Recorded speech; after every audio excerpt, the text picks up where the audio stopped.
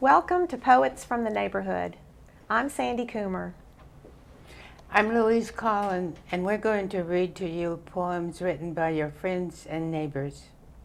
The first poem I'm going to read is Subdivisions by S.R. Lee. Perceived early as enemy, as a product of entrepreneurial greed, filled with mud and traffic, subdivisions often age most beautifully. Whether small or large, houses gradually disappear behind tree shrubs, mats of impotence in front, basketball goals, dog houses, fences in back. Subdivisions acquire history. The man on the corner succeeded with his grape arbor, then died of a heart attack while fetching fertilizer from the local horse barn.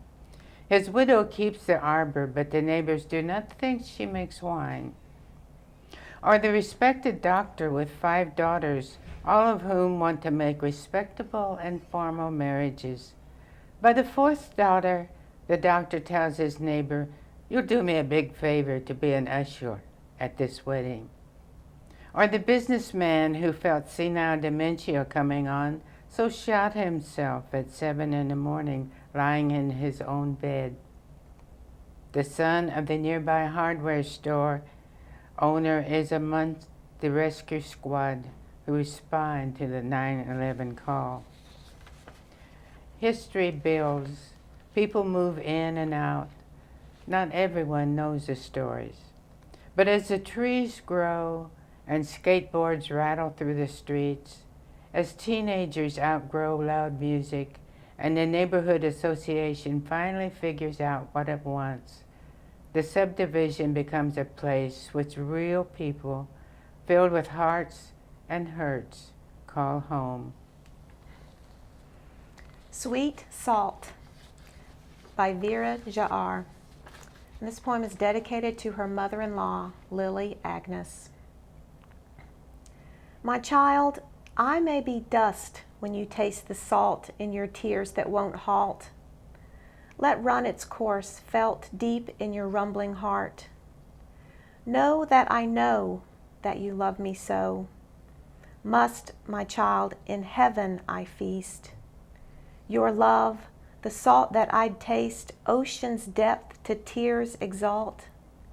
Daughter, you are a delight. I'm no King Lear of English text, from Shakespeare I taught. Your love like salt, vital and vast. Deep in your rumbling heart, know that I know that you love me so, my sweet salt. I Dreamed of You by Mary Lane. I dreamed of you last night. I met you at my gate. I felt your arms around me.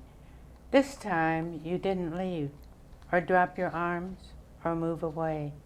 You said, I heard you say, no matter, no matter, this time I will stay for a while. The next poem is one that I wrote, and it's called Glow. Tall white candles in a row, each flame reflecting off the polished dark cherry, a sunspot, a glow. I place my hand over the shape of one as if I can catch it, take it home to keep in the treasure box I had as a child, teakwood inlaid with mother of pearl, pattern of herringbone, bordered with stars. I don't know what I'd do with it, strange light trapped under a lid. If I shake it, it wouldn't rattle like coins or roll like a marble.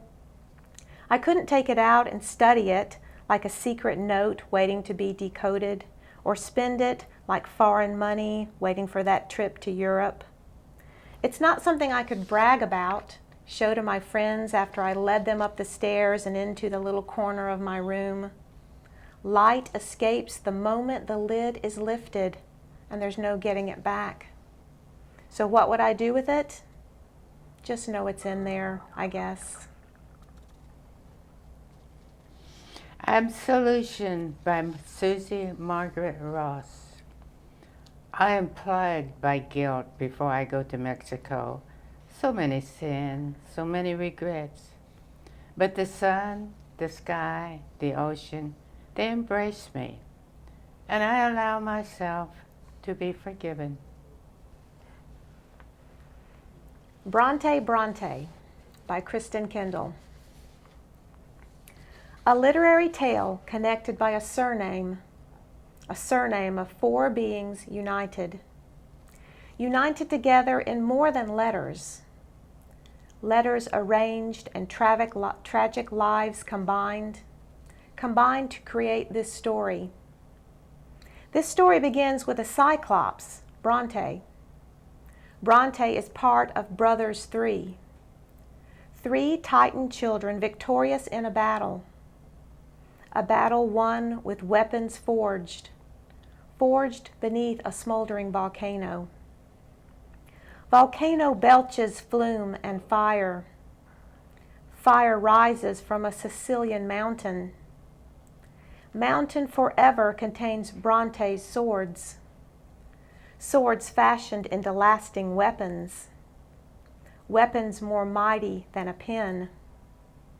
A pen moves across holy paper altar of pastor father, poor and desolate. Desolate despair over cyclical family deaths shutting out mortality but for breath of fire into fictitious giants, sisters, Charlotte, Emily, and Anne, bonded with poverty's dearth but rich in words birthed from a need to escape into luminous illusions created for our lasting amusement. Thank you for watching Poets from the Neighborhood. We hope you'll join us again soon.